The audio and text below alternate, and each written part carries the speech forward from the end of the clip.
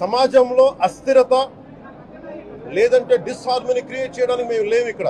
కానీ తప్పు జరుగుతుంటే, దాడులు జరుగుతూ ఉంటే, అపవిత్రం చేసుకుంటూ వెళ్ళిపోతే చూస్తూ ఎవరు కూర్చోం. తప్పు, అది కూడా తప్పు అవుద్ది.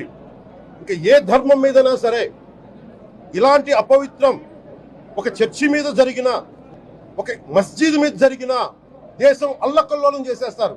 ప్రపంచం అంతా మాట్లాడతారు, గ్లోబల్ న్యూస్ అయిపోద్ది.